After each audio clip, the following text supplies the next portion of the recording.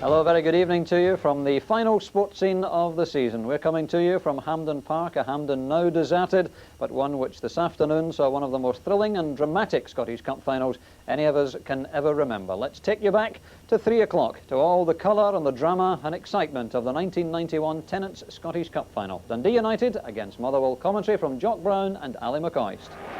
So there is the overhead view and the Dundee United lineup. Well, it's Dave Bowman there at number 6. Duncan Ferguson has made the team at number 10, the 19-year-old striker. Billy McKinley and John O'Neill are the unlucky men who have been left on the bench for the start of the match. But otherwise, a lot of experience in that United lineup with men like Maurice Malpass and Jim McInally and Freddie van der Haan, with Miodrag Krivokapic, also a player who's been over the course many times before. So the Motherwell lineup, again, super sub. Steve Kirk has been left on the bench, and Colin O'Neill's recent knee troubles have confined him to a place on the bench, allowing young Phil O'Donnell to play in midfield, but he'll be joined by Jim Griffin and Ian Angus. The front two, Arnott and Ferguson, and of course the inspiration on the left flank will come from Davy Cooper. So Duncan Ferguson was a major doubt before the match. He played last week and proved to Jim McLean he was fit to take his place up front. He's been a huge success since making his debut as a substitute against Rangers at the end of last year. So if he provides youth, here's the man who provides all the experience in the world. 35-year-old Davy Cooper, 2 years at Fir Park, enjoying a cup final occasion. Once again, he's been over the course so many times before in Rangers colours, but very much keyed up for this afternoon's match. So the mascots leave the field, the big moment is over. And referee David Syme has completed the formalities in the middle with the two skippers, Tom Boy and Maurice Malpass, the Scotland internationals. So the waiting is almost over. It will be Motherwell who will kick off. And Motherwell in a normal claret and amber strips. Referee David Syme checking with his linesman. Dundee United in all white.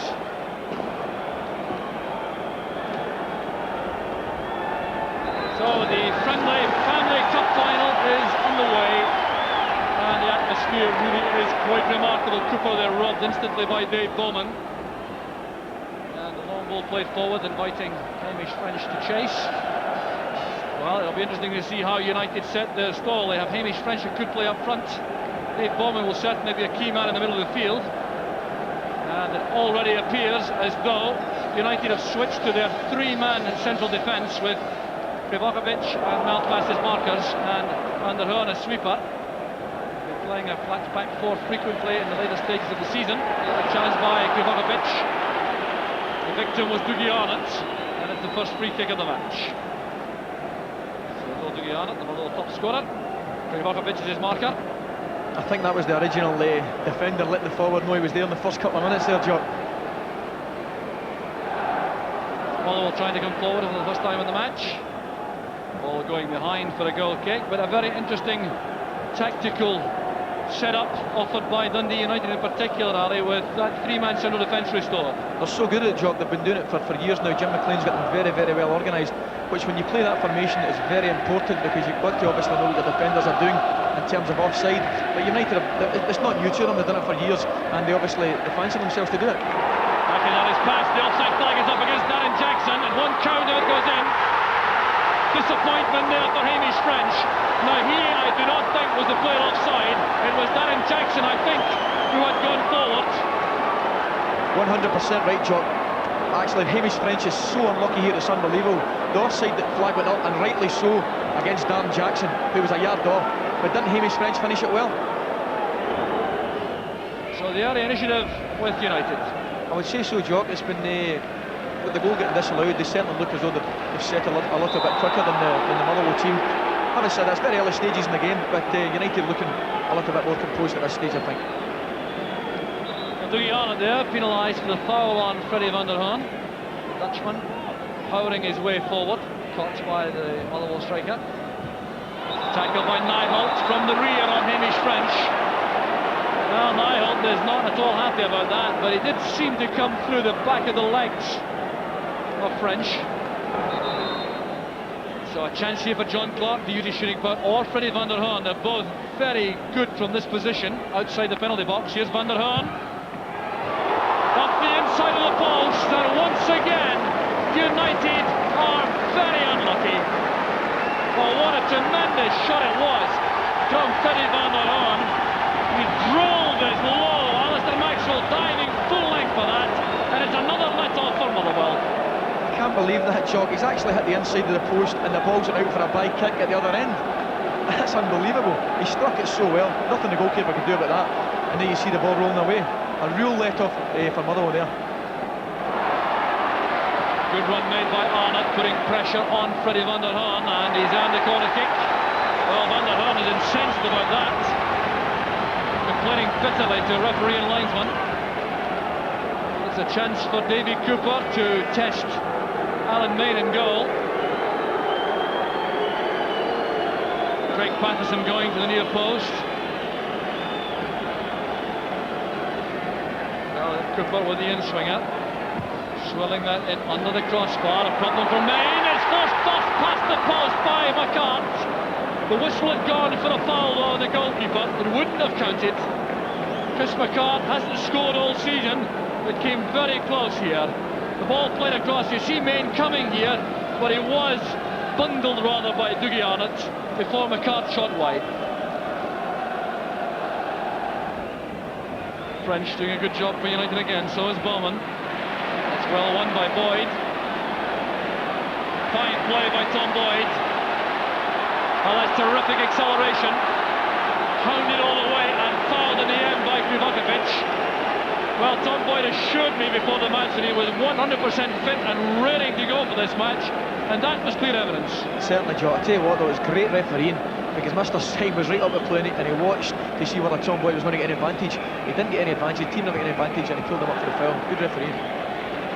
Good run there made by Arnott to get on the end of that free kick from Cooper. It's a fine cross, there's Craig Patterson! Just a fraction too high for the Motherwell centre-half. But this was superb play from Motherwell. The free kick to Arnott, a delightful cross, and Patterson just a shade underneath that. That was a chance. I think Big Craig, a good header of the ball as he is, was just a little bit too high for him, he couldn't go over it. So a timely reminder for Dundee United that Motherwell are a serious threat. So there's a foul by Niholt on Malpass. Well, the United skipper has endured 3 disappointments already in finals.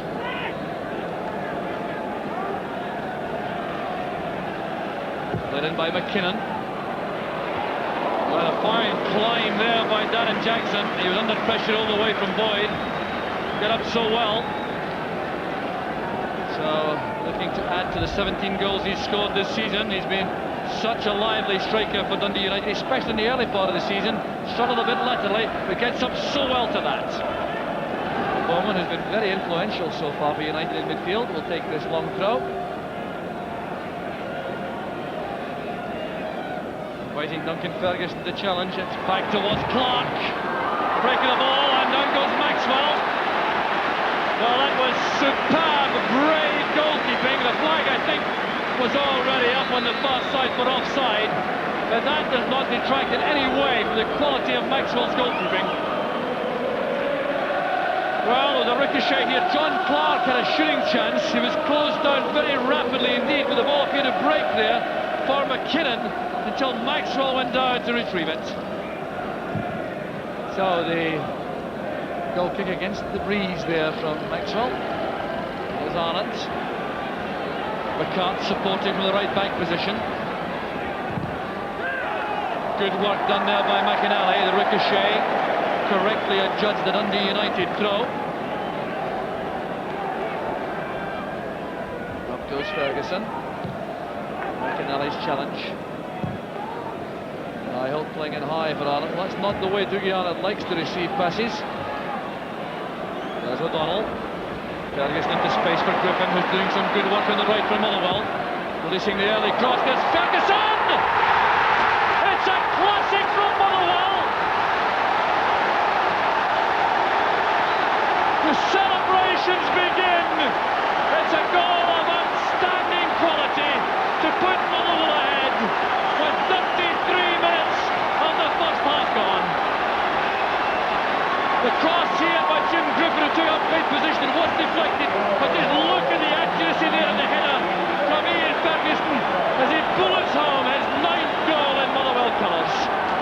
going to make a point, John.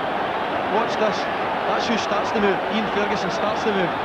And he makes a great run into the box. I think it just gets deflected a little bit. What a header that is. Oh!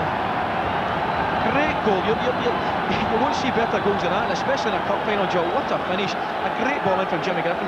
But the point I was trying to make there was the move was started by Ian Ferguson. A great goal. Well, a player who's always been adjudged to have tremendous talent. His commitment and determination has been suspected in his career, which has spanned time at Dundee Rangers, Dundee United and Hearts. But he scored against his former club, and Motherwell are now in the driving seat. Here's John Clark, and Boyd plays the ball against the United player. It's a goal kick to Motherwell, and we're now entering an absolutely crucial phase in the game, because Motherwell will be determined to hold this lead. Look at these Motherwell supporters, totally delirious for the moment. So we're into stoppage time in the first half, as Krivokapic comes forward, linking with McKinnon. French peels across to the right. Control lets him down for a brief second there, and Boyd tries to keep the ball in play, but it's French again. And the help was provided by Davy Cooper at the expense of a corner kick, and it may well be the last opportunity in the first half for United to get back on level terms. So the first time Raymond McKinnon has been able to take a corner kick for United. Swirling the ball in, Maxwell is committed. There's McInally. The goal kick's been given. Well, a moment of alarm there, undoubtedly, in the Motherwell defence. Maxwell came for that and didn't make contact, and that will certainly have an adverse effect on his confidence. Complete miscue as McInally drove the ball wide. So Motherwell certainly hoping now that they have survived ahead until half-time, but United anxious to avoid the wrath of Jim McLean perhaps, but they won't manage that. There goes the half-time whistle, and it's a former Dundee United striker, Ian Ferguson, who has separated the sides with a goal of outstanding quality in 33 minutes. Set up by Ferguson initially, carried on by Jim Griffin, a cross slightly deflected, bulleted home by the head of Ferguson, and that's why the flags are waving there at the Motherwell end. The half-time score, Motherwell 1, Dundee United 0. As Ian Ferguson comes out, the goal scorer for Motherwell, it's United who have left Duncan Ferguson in the dressing room. He was an injured out before the match, and the player on to replace him is little John O'Neill, who will add a new dimension to the United attacking ploys with his skills on the flank. He'll play at the start on the left flank, and it's now French and Jackson who are operating through the middle. So United coming out with a real sense of purpose, I've no doubt, for this second half. They'll want to take a grip on the match in exactly the same way as they did at the start of the first half. And now Krivokapic. Bowman operating on the right. Now Van der Haan. Well, United enjoying lots of possession at the start of the second half. That was excellent play, and there's going to be trouble here for Luke Nyholt for a late tackle on John O'Neill. Very heavy one at that, and little O'Neill, to his credit, getting up very quickly indeed. He wants possession again. There's the early cross. In goes John Clark, colliding there with Maxwell. The ball was thumped to safety in the end by Ian Angus, but Maxwell's in trouble once again. Well, what a collision that was between Maxwell and John Clark. He came thundering in to get on the end of this cross from John O'Neill. Well, such a powerful man. And Maxwell appeared to have caught that quite cleanly. Couldn't possibly hold it under that kind of pressure. Maybe the ribs, Joe. It looks to me as if he's got one of the ribs. Well, he's played for Motherwell every match since the 17th of December 1988. Well over 100 matches in a row, and he's been so important and influential in Motherwell's rise this season. He's going to continue. But I can't help imagining that United will want to test them again very quickly indeed. And the official attendance handed to us, 57,319. Here's Davy Cooper. A chance on here, and it is onside. And it was great defending by Krivokapic. Near try Krivokapic, demonstrating superb awareness there. He knew exactly where on breaking, kept Cooper in front of him and cut off the pass.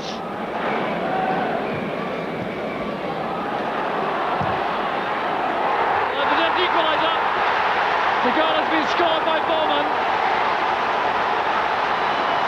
Well, so close to a goal for Motherwell, and then it's Dundee United who have hit back. There's Dave Bowman drilling the ball in low, testing Alistair Maxwell, who couldn't get down with his normal agility, and Dundee United are right back in the match. It was a great strike, Jock, but I can't help but feeling that a fully fit Ali Maxwell might have got a hold of that one. Well, bedlam on the Jock's team terracing to our right now, where the Dundee United supporters are amassed, and Dave Bowman has selected the occasion to score only his second goal of the season. We're just 10 minutes into the second half, which has been thoroughly eventful, and Motherwell now realise that they have to try to win the game all over again. Dave Bowman drilling that in with real composure and accuracy, realising that Maxwell was less than fully fit. So the flag's waving now from the United fans.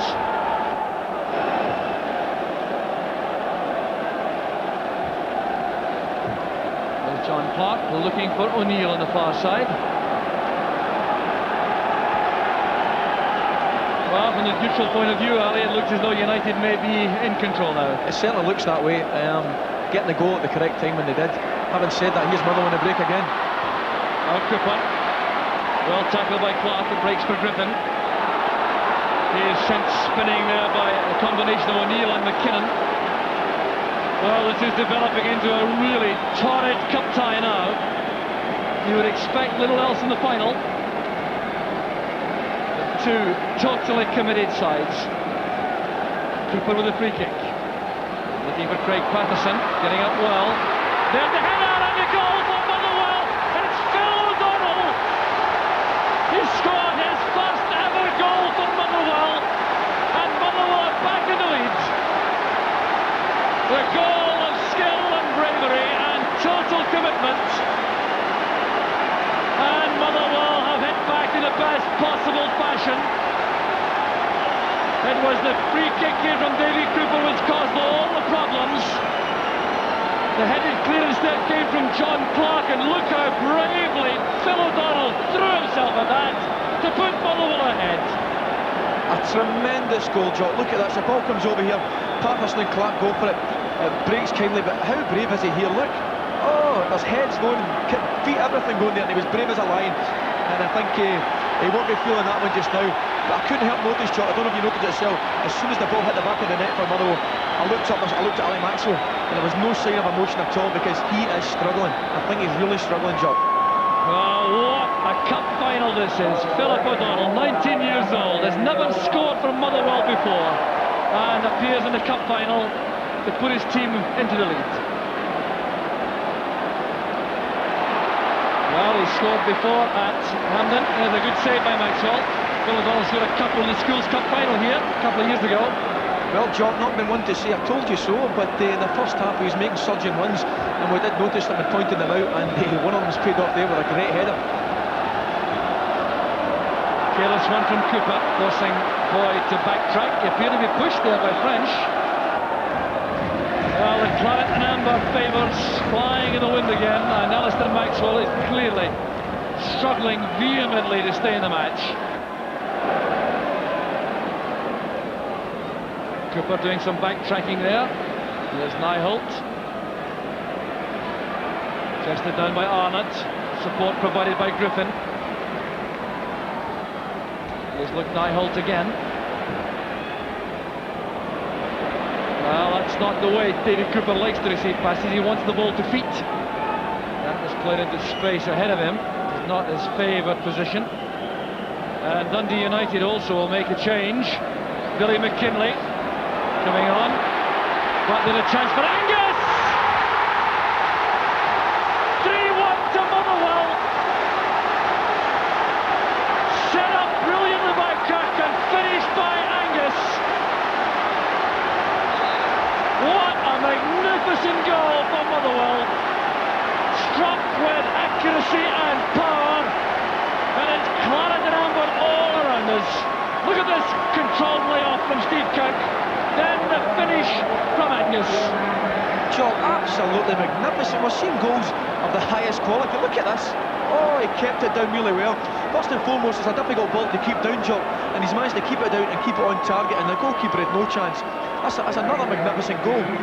We're getting spoiled here today, Jock. Well, it's been quite remarkable. That goal coming in the 65th minute of the match. 65 minutes, and it's 3-1 to Motherwell. Tommy McLean still concerned particularly about Maxwell and goal. Johnny McKinley has come on to replace Raymond McKinnon in midfield. What is an interesting point, if I could make, Jock, that actually 3 of the goal scorers aren't renowned at all for the goal scoring. O'Donnell, Angus or David Bowman, which is quite interesting, but they've got themselves forward and prepared to take a pot at goal. Yes, it was Bowman's second of the season, Ian Angus' third of the season, and Phil O'Donnell's first in claret and amber in the Motherwell first team. There's French, tackled well, Bowman played it inside. Well, the chanting you hear coming in these Motherwell supporters as Billy McKinley plays the ball across. This is Maurice Malpass. Angus with the header out. Cook trying the clearance, it came off Clark. Bowman leaning into Boyd there. Jackson is onside. Tackled well by Patterson, stayed in his feet to nudge the ball clear. Well, still plenty of time for more drama to unfold, and still plenty of time for United to come back. There's Bowman's cross, the chance is on! John O'Neill for United! United hit back virtually instantly. John O'Neill pops up, and that's his first goal of the season also. Played in by Bowman. Little O'Neill gets up so well. Maxwell rooted to the spot, and now the margin is narrowed to 1. Another brilliant goal. Look at the quality of the cross coming in, and the header's a superb finish. It's a great ball in from David Bowman, and as I say, a great finish from young John O'Neill. Griffin's header looking for Arnott. Well, you know the feeling that every time either side goes forward we may get a goal. Dave Bowman's long throw. Up goes Patterson to win it. Bowman using John O'Neill. That's another fine cross. Out comes Maxwell. Well, he's in agony, the goalkeeper. This is a display of the most immense courage. That was unbelievable, Jock. Honestly, I can't believe he came for that. I really can't. Look at this. Comes off his line, feeling as he does. A, he should have punched it, and B, he catches it. Tremendous bravery. So the clock ticking on. We're inside the closing 2 minutes, apart from injury time.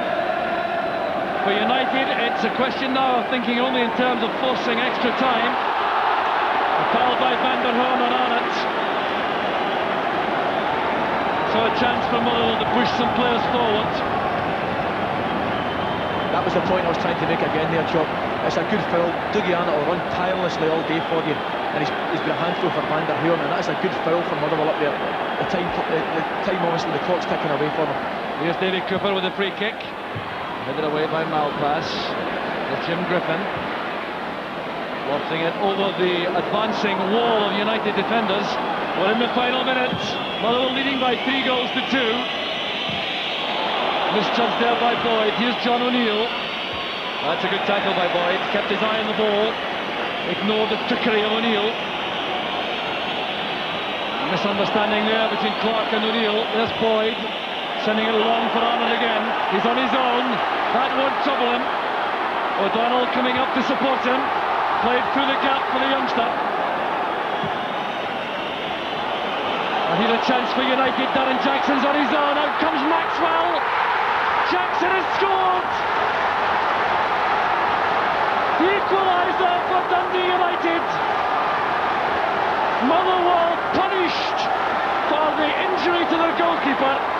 Maxwell, who couldn't come to meet that challenge, allows Jackson to equalise in the final minute of the match. Brave play there by Jackson, But question marks about the heart of that Motherwell defence. Appear to be caught up field and napping. There's no doubt about it. He was very, very brave though. A tremendous goal for United, there's no doubt about that. Look how he gets up here. Doesn't take his eye off the ball, which is so important. He knocks it in there. He knows the goalkeeper's going to hit him, but he's so brave. A great goal. Well, there's the score now. 3 apiece.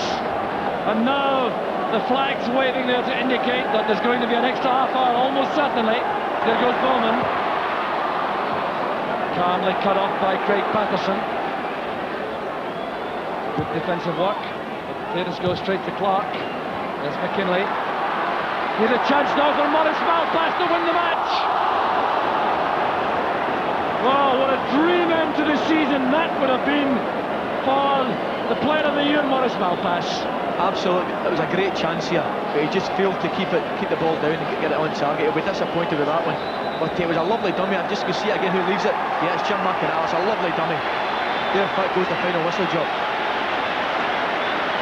So the 90 minutes are over. It's been a match which will be remembered for a very long time, regardless of what's still to happen. But for Alistair Maxwell, the agony of losing that goal in the final minute and facing the prospect of another 30 minutes of play when he's clearly in such distress. 30 minutes and perhaps that penalty shootout, and of course Alistair Maxwell, the Motherwell goalkeeper, will be dreading that prospect. So he'll be looking for his teammates, his outfield teammates, to win the final for him. But they'll have to come back again after so much time spent in defence in the second half, Motherwell. It'll be difficult to become an attacking force again, except there will be inspiration from Cooper. O'Donnell playing it square, it came off Nyholt. Here's Arnott. Now Angus. Supported well by Cooper. Through the gap it goes to O'Donnell. Angus once again playing it in early. In comes Steve Kirk. And a brilliant save from Main. Magnificent attacking play by Motherwell, answered by Alan Main's outstanding save. This was great build-up play from Motherwell. Angus playing that across. In came Steve Kirk. A good downward header. What a save. Cooper supporting on the right, Kirk from the left, Arnott through the middle. Here's Angus. He's on a corner kick off Morris Malpass. Well, you have to hand it to Motherwell the way in which they've started extra time. They certainly have, John. They proved me wrong again. I thought United would take the initiative in the opening period of the extra time, but it's not been the case at all. Motherwell came ahead and they're looking to win this game. I thought they would sat back and maybe hope for penalties at the end of the day, but it's not going to be that. If Motherwell pushing forward and have started the first period of extra time, the better team. So Cooper now with his corner kick. Lots of activity in front of Alan Main. Main's in trouble there, Steve Kirk! The super sub has done it again, and Motherwell are back in front. 4 minutes of extra time gone, and Motherwell draw on all their reserves of courage and determination, with Steve Kirk popping up again with a crucial goal. The corner kick from Davy Cooper. Alan Main and that sea of bodies couldn't get to it. He misjudged it. It came off his hands. There was Kirk with a powerful header, and it's Motherwell back ahead. When I watched it the first time, Jock, I thought right away fouling the goalkeeper. But we're very fortunate. We can watch it in the replay, and I think a goal was a correct decision in that example. Well finished again by super sub Kirk, wasn't it? Well, it's incredible. 4-3 in the Scottish Cup final. Makes us consider the record books to see the last high-scoring final. There's the shot, and it's brilliantly saved by Maxwell. Darren Jackson let fly. Maxwell getting up there, coughing furiously. He's in serious trouble, but just look at this. It was a save which would have been held to be a magnificent one in any circumstances, but with that injury, unbelievable.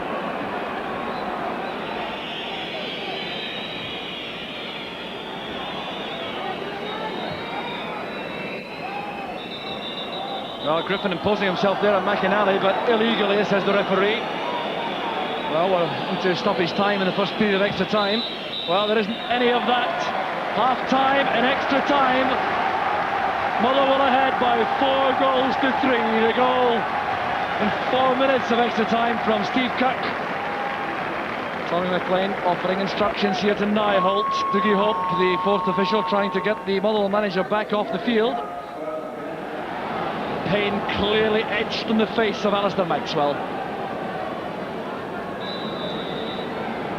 So United off with 15 minutes to save the cup final. Remember, they're sixth under Jim McLean.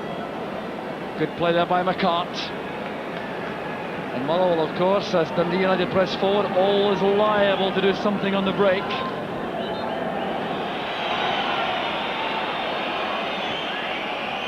Here's Dave Bowman firing in the cross this time.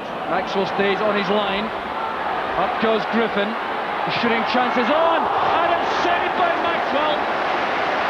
The shot from Maurice Malpass, and the save of the day without any question from Maxwell. Well, Malpass can't believe that. I'm not surprised, Jock. What a magnificent save. Here we go here. You've seen a ball break it to Malpass here. The head's got it, comes to his right foot. Oh, what a save, Jock. It really is. And it might well be the save which wins the cup for Motherwell. Colin O'Neill is now on the track, waiting to come on. The player going to be withdrawn is Davy Cooper, whose legs have given out rather. Just listen to the applause for Cooper from the Motherwell fans. Applauding the Motherwell hero to a man. The South Park supporters. Off goes Cooper, and on comes the Northern Ireland international, Colin O'Neill. The referee checking his watch again. The ball lashed forward by Van der Hoorn. Here's a chance on again. There's John Clark. The ball has gone wide of the target, and the final whistle is gone. Motherwell have won the cup in the most dramatic fashion possible. Alistair Maxwell, the undoubted hero of the hour, the Motherwell goalkeeper, has played for 70-odd minutes with tremendous injuries to his ribcage. He survived right to the end. Dougie Hope takes the acclaim of the fans. The interviews begin on the track. Alistair Maxwell clearly in pain, but this cup win will make up for it. Tommy McLean comes on. Well, he won't yet be thinking about his brother Jim, his sixth unsuccessful final. For the moment, it's all about Motherwell. The winning goal scored by the super sub Steve Kirk. A man of the match award, though, goes to a Dundee United player, and that is Dave Bowman. Well, he certainly played extremely well for United, but it must have been a very difficult task for the sponsors to select anyone other than Alistair Maxwell, in fact, in view the way in which he soldiered on through all the agonies. That's the trophy it was all about. There's Alistair Maxwell with Ali Maxwell, what a day for Motherwell Football Club. Different class. I don't remember anything about the second half, to be honest. It was all a blur. Dizzy and double vision of second half.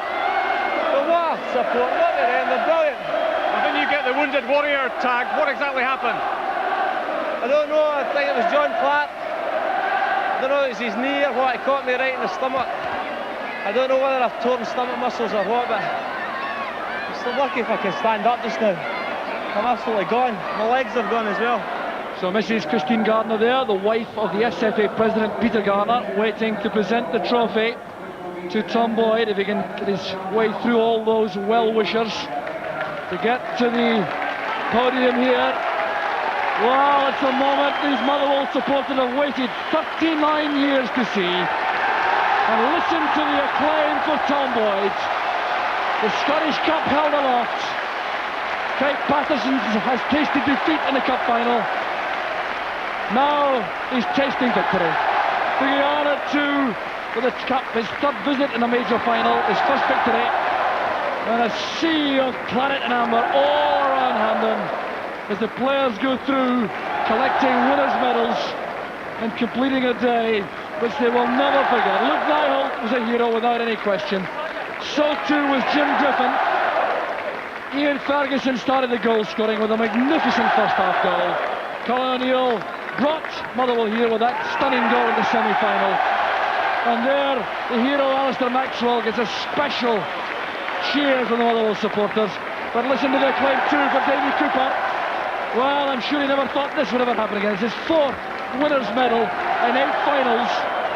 Phil O'Donnell coming through behind him, just 19 years old, a cup winner's medal already.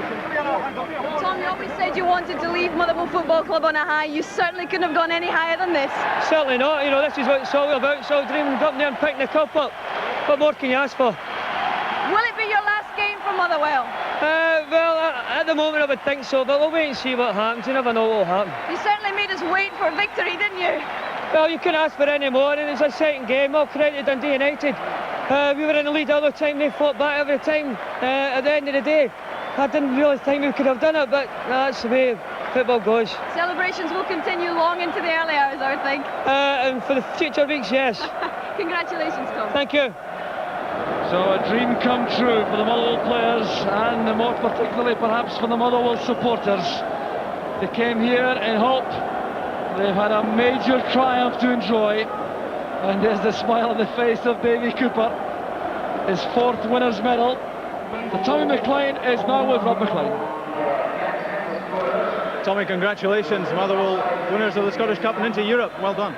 Well, it was magnificent. You know, the supporters there, they're enjoying it, so it'll be a good summer for them. There's been a lot of gloom and doom in the area, so it gives them something to latch on to. You've obviously spoken to Jim through the back. I've spoken to Jim. I'm sad for Jim, obviously. But the thing that I want to point out to everybody, it's not Jim McLean that's losing finals, it's Dundee United. The game's all about players, just the same as it is today. It's no Tommy McLean. This belongs to the players.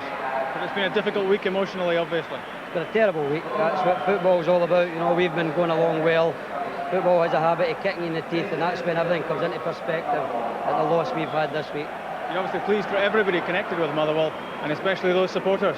I'm absolutely delighted. The supporters have came through a lot of rough times, and they deserve to enjoy this occasion. Tommy, well done and good luck in Europe. Thanks very much. Scenes of absolute delight at Hampden, and from there the Motherwell official party and supporters headed back to Fir Park for the serious celebrations to begin. Hazel Irvine was with them. Fir Park's first sight of the Scottish Cup in 39 years. The fans who greeted their Motherwell heroes didn't seem to mind the wait and set about making up for lost time on the celebrations front, as noisy and enthusiastic as they'd been through 90 minutes and extra time. This is the biggest crowd we've had in here in years. It's great. I'm just looking at it. Everybody's just over the moon. It's superb. I think the cup is just about to come to you. Here it comes. Let them have it. I mean, look at these people out here. It's absolutely magnificent. We're just delighted we've done it for them. You were very busy yourself today. In fact, I even saw you making a couple of defensive tackles as well. Yeah, that's right. Colin O'Neill wondered what was wrong. He said, did I see you making a tackle there? No, I think everybody was just fighting to try and hold on to it. Look at this out there. You've got to try and hold on to it for these people. I think what's happened in the town with the steel and everything, we knew that we owed them something. We tried to put a smile on their faces. But look at them now. Inside, the cup was filled with the pink champagne which had been on ice throughout one of the most dramatic finals in the old trophy's 106-year history. I think it'll take a few weeks to sink in, but I'd like to thank the fans. The fans were great today, and the reception they gave the players. No, the players were walking out with a tear in their eye for the reception. I don't really know where they came from, but we had about 30,000 fans there, and they won the cup for us. I can only say it's a tremendous day for us, and I think we show one's own belief, because we lead 3-1, and then we lost 2 goals, and then we come back again, and I think it's one of the greatest days of my life, I think. Still can't believe it. Just not only my first goal in the first team, but to score in the final was tremendous. It's not sunk in yet. It'll take a wee while to sink in, but it's great. I know you've got a big family, 5 sisters and a brother. They were all in the stand. Did you get a chance to wave to them? Yes, they all came down the front, and I got a wave to them all, and they were all up, and I had a big banner for me as well, so I knew where they were. Now, Ali Maxwell really was the hero of the day for you. Have you heard what's wrong with him? Well, it was tremendous of him to play on. He was under a great deal of pressure in his internal stomach, and I think he nearly fainted coming out after the game and had to get carried to the car. So he's in hospital just now, so it's full credit to Alistair Maxwell for playing on. I'm sure he'll be back very soon and he'll have a glass of pink champagne. Here's to Ali for saving us. John, cup final win for Motherwell. You're in the European Cup Winners' Cup next season. What sort of boost will this give the club? Oh, a tremendous boost for the club, a tremendous boost for the town, and what can I say, a wee bit of return for the manager and assistant manager's hard work over the last few years. They're going to get something for it. I don't suppose you've had a chance really for it to sink in. You are in Europe next year. What does that mean in financial terms? Oh, well, we've never been there before, so I'm not too aware of that. And some people say you can make money or you could lose money, but we'll meet that as it comes. But what will happen is the support will be behind us.